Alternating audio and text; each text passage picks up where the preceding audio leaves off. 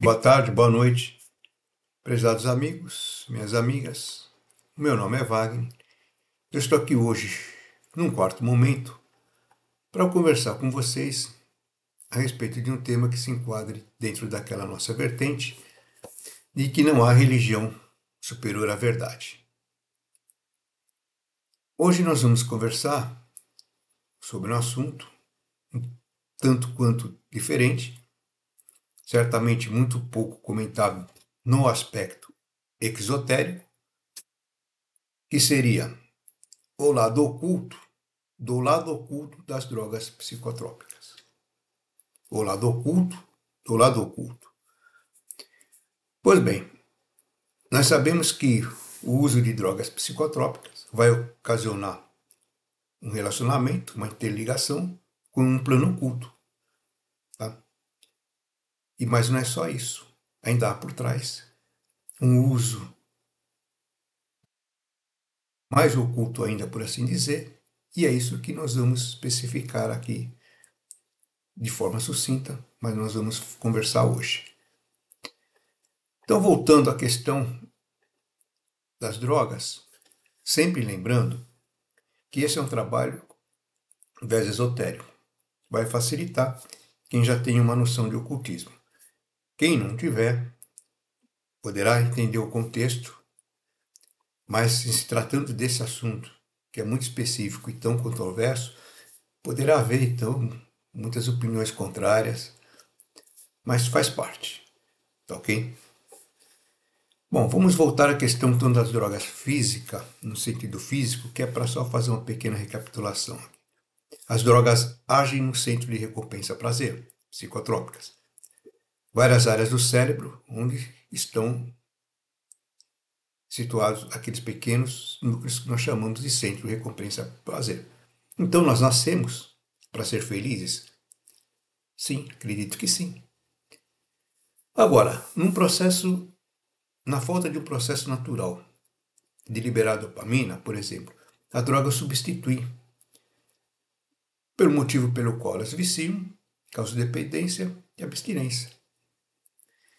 Então nós nascemos para ser felizes, tá bom. Agora pergunto, felicidade é uma questão biológica? O cérebro vicia? É o corpo que vicia, ele em si quem vicia? Ou o cérebro físico, ele responde a algo oculto, ou que ainda se encontra inexplicável para a ciência acadêmica? Mas será que seria a alma, a nossa alma, a suplicante pela chamada felicidade? O certo é que, biologicamente, espiritualmente ou em conjunto, nós nascemos para sermos felizes.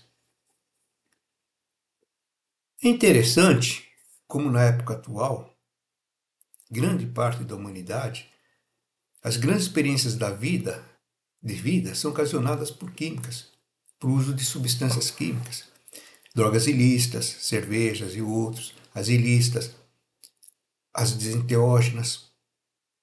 Então nós estamos procurando felicidade fora. Quando, em verdade, o propósito deve estar inserido dentro de nós, pelo motivo do centro de recompensa prazer. Cabe a nós, cada um, exercitar esse local, mas está dentro de nós. É claro que, por dissociação do lado altruísta, ou porque é egoísta e não se relaciona com nada, ele não vai conseguir trabalhar esse lado no seu corpo. Bom, mas como é que vai buscar felicidade? Felicidade é algo subjetivo, não tenha dúvida. O que é para um serve para outro. Não tem felicidade não existe isso. Então como é que nós vamos equacionar essa equação? Olha, uma boa chave, por assim dizer. Bom, essa chave, nós temos conversado já há cerca de 15 anos sobre palestras sobre ela. Temos conseguido resultados bons, bem positivos. Não é nada milagroso, não é nada do outro mundo, mas é algo que trouxe resultados excelentes com o tempo. é determinar qual o significado da vida. Não de viver, da vida em si. Não é o momento, mas isso deveria ser muito mais detalhado, explicado e conduzido, porque o segredo da felicidade está aí. De ser feliz, não como ser feliz, mas o sentido da vida é o significado da vida que vai me trazer felicidade. Bom, entrando agora para a questão do tema, vamos falar do lado oculto. Bom, aqui no Ocidente, para os cristãos, seriam os demônios e seus auxiliares, os obsessores. Para o espiritismo, seriam os espíritos obsessores, os desregrados. Para o esoterismo, os elementais entrelaçados, os desencarnados. Isso de uma forma geral. Mas há uma coisa muito importante que é esquecida, muito importante que é esquecida nessa questão do lado oculto. As egrégoras. As egrégoras também são um problema sério. Falaremos com ela mais adiante. A gente pode entender, desde que o homem é um homem pensante, vamos partir, como nós vimos no trabalho anterior, do lemuriano, quinta, sexta subraça, quando teve o corpo físico, se bem que a gente pode já até considerar hiperbóreos, segundo a raça mãe, a droga já está inserida, a droga psicotrópica já está inserida num contexto. Bom, mas primeiro, o que é o xamanismo, já que eu falei? Xamã. O xamanismo é a mais antiga tradição mágica e mística. E dele, xamanismo, é que se originaram todas as artes religiosas e ciências mágicas. Esse xamã primitivo, ele era um ser, por assim dizer, de corpo aberto. A sede dos espíritos que ele incorporava no trânsito, por assim dizer. Em verdade, quando ele obtinha o seu transe, o transe que o possuía, nada cortava a sua comunicação entre o microcosmo e o macrocosmo. Aí seria fácil curar. O médico em dois planos diferentes. É isso que hoje a ciência acadêmica procura. É isso que a ciência acadêmica está voltando para hoje. Buscar essa dinâmica. Mas esse xamã ele tinha uma particularidade incrível, esse primitivo. Ele tinha a rara capacidade, veja bem, de ter consciência em dois planos ao mesmo tempo. No plano oculto, no astral e no plano físico. Interpenetrando e se relacionando ao mesmo tempo com os dois mundos. Se nós somos considerar o desdobramento algo parecido, hoje é algo corriqueiro, normal, não estou falando nada de assombroso, no desdobramento nós vamos ter uma só consciência, no desdobramento do astral. Mas ele conseguia ter consciência ao mesmo tempo, nos dois planos, se relacionando ao mesmo tempo com os dois mundos. Mesmo nos tempos modernos, nós vemos o caso dos xamãs da Sibéria, que eles usavam e usam cogumelos alucinógenos para suas viagens de elevado êxtase, indo para outras dimensões. Olha, eu tenho comigo, opinião pessoal, a visão de que se relacionando a intuição, o Budi, a intuição, com os aspectos da magia, do xamanismo nós viemos. E para o xamanismo nós vamos retornar.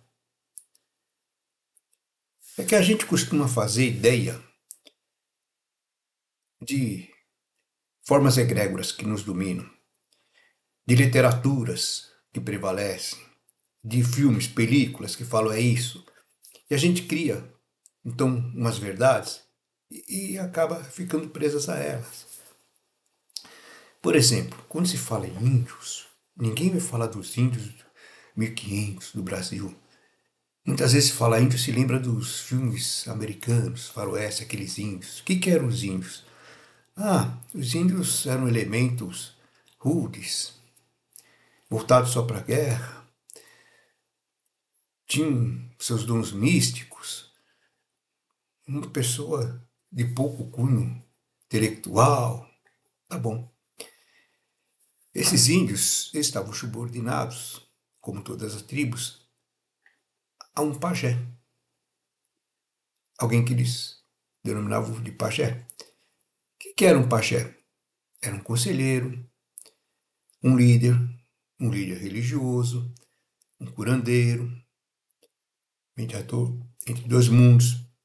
Perdão. Então, na verdade, pajé era um xamã.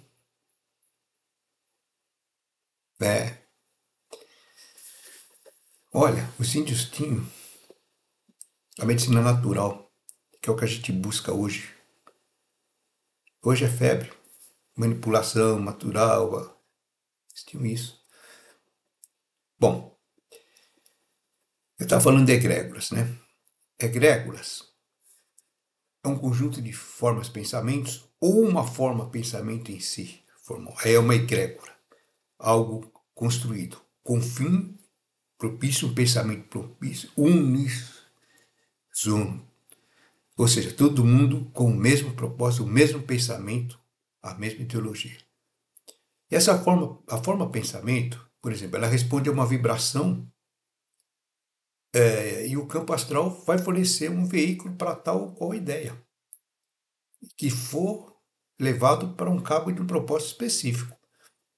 Então, há uma vibração, o corpo astral fornece um veículo para essa ideia que foi fomentada. Para que fins? Para tal fim. Então, um grupo de pessoas com o mesmo propósito cria uma força específica muito grande, muito grande. Uma obsessão direta é direta, mas é menos potente do que uma egrégora.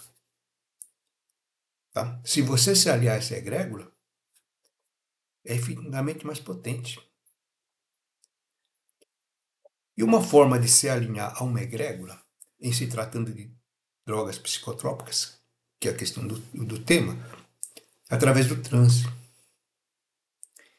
O transe, que é um estado de alteração de consciência, que pode determinar em uma pessoa vários níveis de sugestão e até de indução, diferente de euforia. Tá? Euforia seria mais estado emocional, que esteja relacionado no caso de grande satisfação. Não, estou falando do transe, alteração de consciência, e que vai determinar níveis de sugestões e induções. E como é que a gente consegue esse transe? Bom, pode ser obtido por processos de hipnótico, mediúnicos, por música, danças e até mesmo por drogas psicotrópicas. Em havendo um desdobramento astral, influenciado pelos participantes e pela própria egrégora da obra, construída há tempos por uma comunidade, toda vez que estivermos relacionando com ela, ela estará sempre potencializando o resultado. E isso pode gerar o quê? Assim podemos dizer que, durante o transe, haverá um grau de dissociação de uma plena consciência física, onde o corpo físico não está adormecido, tudo bem, mas a pessoa pode ser conduzida para um plano específico com um grau de alta consciência. O transe, ele pode ser, e é, em essência, uma condução, tá? Para tal ou qual local específico, com uma consciência não física, mas com uma consciência que você vai ser associada ao local onde você está. Não há segredo disso. Quando dorme, o homem dorme o corpo físico, não o homem. Então, esse êxtase ele é comum nos rituais religiosos com drogas enteógenas, desde os povos primitivos até hoje. Por exemplo, vamos falar do Santo Daime. Não conheço, não participei, não é meu sentido, nem iria fazê-lo, valor de juízo, nenhum comentário sobre, também nunca foi essência do trabalho. Vou apenas falar do contexto, de Santo Daime e de outros, todos, e cair dentro desse contexto, tá? De drogas enteógenas, tá? Rituais com drogas enteógenas. Por exemplo, isso aí provoca processo de expansão de consciência, como diz, desdobramento. Uma onda de pensamento ela pode ser gerada em diversos níveis do corpo mental e do corpo astral. Então, pensa e vive. Então, em verdade, esses transes é como em rituais religiosos com drogas enteógenas. Drogas enteógenas que são drogas normalmente alucinógenas, mas que são lícitas para consumos em rituais específicos. Olha, novidades. Os egípcios, os egípcios destilavam licor de figueira, segundo as tradições, colocavam o homem na presença dos deuses. Os deuses e deusas celtas, aliás, as deusas eram associadas à feitiçaria e práticas de magia, o que pode ter contribuído para a figura da bruxa. O oráculo de Delfos, por exemplo, ele mascava aquilo que se chama as ervas de Apolo. Até hoje, os magos tântricos de Bengala ainda fumam haxixe. Ainda fumam haxixe como um ritual preliminar para haver indução de um transe. E depois o intercâmbio com o lado oculto, seja lá qual for. No próprio ocultismo moderno, existem linhas de apoio ao uso de psicotrópicos, tá? Atendendo ao quê? A uma premissa de ocasionar um sono, embora esse assunto seja viés reservado, certo? Mas existe. Então, temos que entender que toda civilização tem dois aspectos, né? O aspecto exotérico, que é aberto, conhecimento de todos, e o esotérico, que é restrito aos iniciados. Tá? Bom, então nós falamos até agora desse lado oculto da droga. Mas agora vamos falar desse lado, que é o oculto das drogas, mas um lado oculto desse lado oculto. Loucura? Não, vamos lá. Esse outro aspecto, nós vamos tratar da arte da submissão e controle psíquico. Olha a grande diferença, já tem uma diferença enorme. Bom, o que é magia? Magia significa ciência, uma ciência sagrada, diria até mesmo que inseparável da religião. Agora, vamos entender que feitiçaria consiste em mau uso da magia. E a magia não tem nada a ver com isso. O problema é de quem manipula. Ah, mas a magia, e é difícil hoje em dia se falar em magia. Mas se falar em alquimia, sim, alquimia, não tem dúvida, alquimia é ciência. Nossa, transmutação, nossa, alquimia é ciência acadêmica, tá bom. Alquimia é magia. Mas a gente chega lá com o tempo. No caso de uso de drogas psicotrópicas, mas não como enfoque no plano astral, que nós vimos até agora, que é aquele pequeno lado oculto, no lado emocional, que é no astral, mas vamos falar já no aspecto mental, intuitivo, búdico, a gente já pode falar que a gente vai conversar agora sobre o mundo superior, o mundo da tríade superior, do espírito, da alma, da origem. As drogas psicotrópicas, químicas, elas podem ser classificadas como estimulantes, depressoras, alucinógenas, e elas possuem uma relação com a consciência física, que é o cérebro físico, centro de recompensa prazer. A inter-relação com elas é com o físico, com o centro de recompensa prazer, com uma estrutura biológica. Agora, no caso da magia, da submissão para um controle psíquico, ela é controlada, ou o destino, é para a gente acessar os veículos superiores. Então, essa ação vai se dar no chamado plano fora das dimensões dos nossos corpos, relações da personalidade, do quaternário,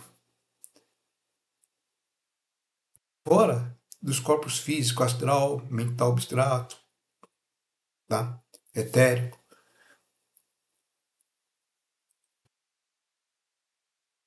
Olha, obviamente toda a ciência esotérica teve origem na Atlântida. Ponto. Então, passando pelo Egito, atualmente vemos codificado através de várias vertentes. Então, vamos usar todo esse conhecimento aqui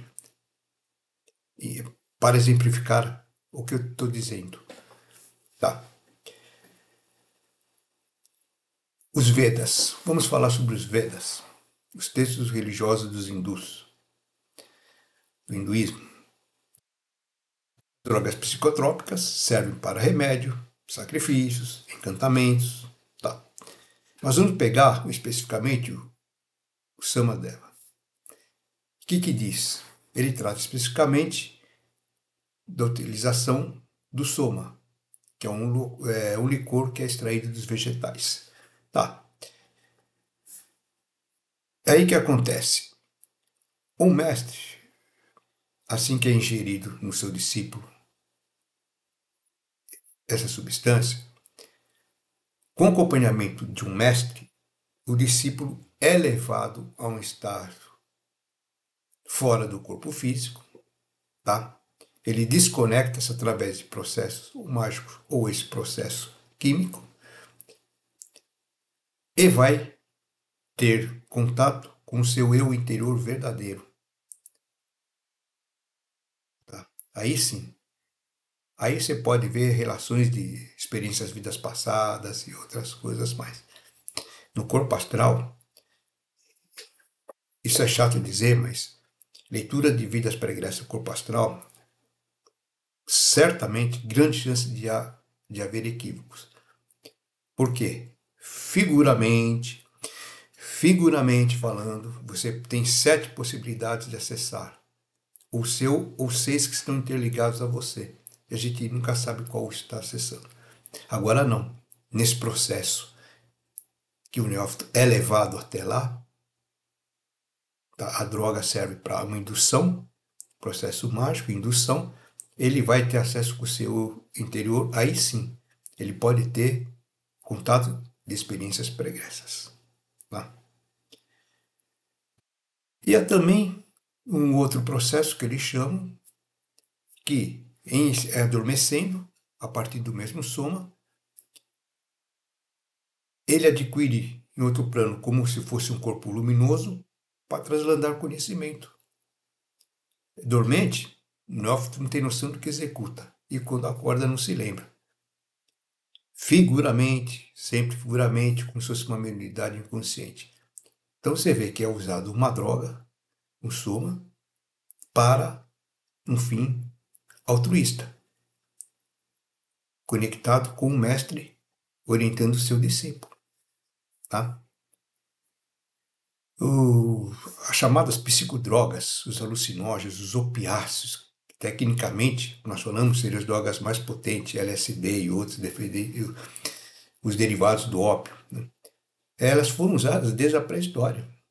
Até mesmo os iniciados, os yogis, que eram os praticantes avançados das práticas de yoga, eles usavam dessa substância para seus transes, êxtases, e suas purezas físicas, e até mesmo para alguns dons mediúnicos. Era uso consciente, não para efeito psicoativo, mas era uso. Fazia uso de psicodrogas. Agora, em contrapartida, por outro lado, há centenas de anos, os feiticeiros xamãs, eles reanimavam cadáveres através de rituais voodoo, projetando os chamados zumbis, com o único objetivo de converter esses corpos em decomposição em seus escravos. A magia negra, a necromancia, consegue converter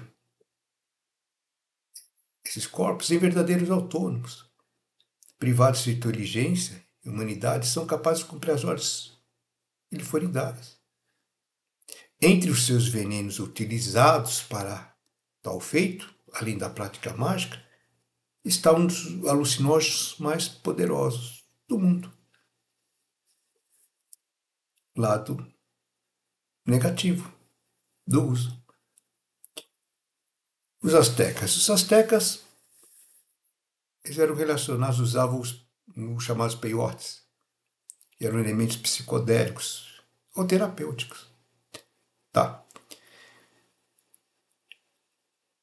Na questão da cura, ele usava para curar doenças. Mas, qual outra função que tinha importante? O seu uso secreto e oculto. Como eles são altamente fortes, por assim dizer, potencialmente fortes, eles agiam como estimulantes e os homens usavam para as guerras, por exemplo. Durante cerimônias sagradas, normalmente terminavam em transes coletivos e todos, sob efeito dessas drogas, tinham aquela egrégora firmada. Se construiu uma egrégora de objetivos. Olha, para os astecas, o uso desse tranquilizante cósmico ele agia como elemento de despersonalização, similar a um zumbi, como nós falamos. Permitia ao guerreiro que ele submetesse ao caso a loucura assassina dos deuses, que o pediam para que ele morresse em batalha, se fosse o caso, satisfazendo os seus anseios, mesmo que causasse a morte. Então, mas qual seria a finalidade e o consumo desses peiotes similares nas cerimônias sagradas? Ora, gente, o ser humano ele é tanto mais maleável quanto mais o seu eu se desassociar da sua personalidade. Em outras palavras, quanto mais o corpo ficar preso ao físico e o seu espírito não. O seu espírito se libertar. Como dominar um povo? Poxa vida, Roma até ensinou, né? Põe circo. E também drogas psicotrópicas. E com, por exemplo, um domínio sobre o duplo aspecto da vontade, que é o livre-arbítrio, e da emoção, ou seja, o domínio sobre o corpo e sobre as almas. As religiões fazem isso. Religiões fazem isso. Temos cruzadas, o próprio islamismo de hoje, islamismo guerreiro. As chamadas bruxas na civilização celta, que na verdade eram divindades, se utilizavam de porções de ungüentos. Para quê? Para ir ao sabá, ainda que fosse apenas por via astral, por desdobramentos. Psicotrópico, para você fazer um desdobramento. Desdobramento? Normalmente, não estou falando nada de loucura aqui. Tá? Bom, lógico, os hierofantes dos mistérios do Egito utilizavam fórmulas secretas para que eles fossem conduzidos ao chamado mundo extrafísico. Tudo é válido. E nós poderíamos citar inúmeros outros exemplos, mas a grande maioria talvez seriam inadequados para o momento, tendo em vista que são de cunho restrito. Mas além dos atuantes que nós temos hoje, nós temos que remeter aos ritos antigos da nossa civilização. Em verdade, drogas psicotrópicas sempre fizeram parte da cultura, das religiões e também do desregramento humano. Olha, em verdade, a gente pode entender que o uso de substâncias psicoativas também ela é destinada para ações de caráter oculto. De caráter oculto também. Não só como nós entendemos hoje. Por trás dos, então, efeitos psicotrópicos, existe toda uma ciência milenar e até mesmo de conhecimento que escapa aos nossos sentidos. e que a ciência acadêmica atual não pode entender e muitas vezes até reconhecer. Por trás do palpável mundo do barato das drogas, existe uma realidade que nada tem a ver com o desregramento humano, mas como uma ciência em que a droga psicotrópica é uma das ferramentas, por assim dizer, de um propósito maior de sublimação e de conhecimento. O uso indevido de substâncias ditas psicotrópicas não descaracterizam a sua utilidade para fins altruístas. A tônica do uso dependerá do propósito almejado de cada um. A droga é apenas a roda. A engrenagem é o saber. E por hora é só. Agradeço. Estamos à disposição para comentários, qualquer coisa. Nos procure. Que a lei lhes